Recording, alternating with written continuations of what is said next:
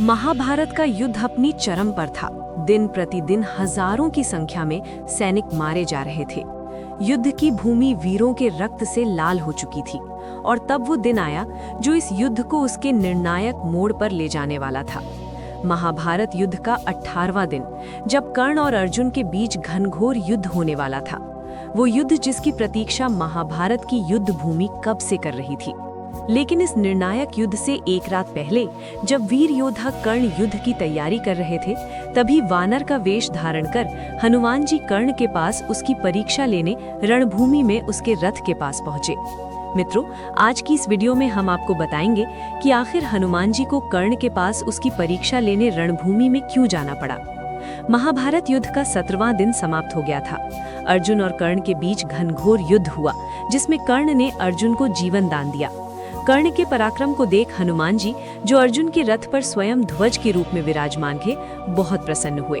वो भगवान श्री कृष्ण के पास पहुंचे और उनसे हाथ जोड़कर बोले, हे प्रभु, आज युद्ध भूमि में मैंने कर्ण के अद्भुत पराक्रम को देखा। वो आज युद्ध भूमि में किसी के रोके नहीं रुक रहा था। मैं कर्ण से अत्यंत प्रभावित हूँ। हे प्रभु, मैंने युद्ध भूमि में उसके पराक्रम को तो देखा, परंतु अब मैं उसके मनोबल की परीक्षा लेना चाहता हूँ। भगवान श्री कृष्ण ने मुस्कुराते हुए उन्हें कर्ण की परीक्षा लेने की अनुमति दी। हनुमान जी ने एक वृद्ध वानर का वेश धारण किया और वे उस वीर की परीक्षा लेने पहुंचे, जो इस महाभारत का सबसे बड़ा योद्धा था। रात्रि का समय था। उस रात आकाश में चंद्रमा भी मौन था, मानो वो भी कल होने वाले युद्ध की प्रतीक्षा कर रहा था। कर्ण रथ के पास खड़ा अपने अस्त्रों को देख रहा था। उसकी आंखों में आत्मविश्वास था, लेकिन भीतर कहीं एक हल्का सा संदेह था। युद्ध भूमि में उसने बहुत कुछ खोया था, भाई, सम्मान, मित्र, अब बस विजय चाहिए थी। उसी समय एक वृद्ध वानर सामान्य लेकिन तेजस्वी स्वरूप में वहां आ पहुंचे। शरीर पर धूल थी, आंखों में चमक और हाथ में एक साधारण लकड़ी की लाठी। वो बोले, वीर योद्धा, क्या तुम ही कर्ण हो? दानवीर कर्ण ने सर झुकाया। हाँ वृद्ध, मैं ही कर्ण हूँ। बताइए, क्या सेवा करूं? वानर मुस्कुराए, सेवा की नहीं, परीक्षा की घड़ी आई है। कल तुम अर्जुन से अपना निर्णायक युद्ध करोगे, पर मैं देखना चाहता हूं कि तुम सच्चे वीर हो भी या नहीं। ये सुन कर्ण चौंक गया। उसने वृद्ध वानर से पूछा, परीक्षा, वो भी इस क्षण? वानर बोले, हाँ, वीर वही जो हर घड़ी तैयार हो। मेरा नाम मारुति है, एक साधारण सी परीक्षा है। मेरी ये वृद्ध काया थक गई है।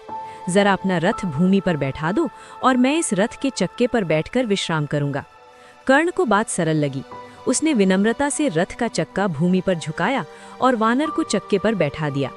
परंतु जब कर्ण ने फिर रथ को उठाना चाहा, तो रथ टस से मस नहीं हुआ। कर्ण जितना बल लगाता, रथ उतना भारी लगता। उसने पूरी शक्ति लगा दी। कर्ण अब पसीने से लथपथ हो चुका था। वो थक गया था। उसने देखा कि वो वृद्ध वानर मुस्कुरा रहे थे और फिर उनका स्वरूप बदलने लगा।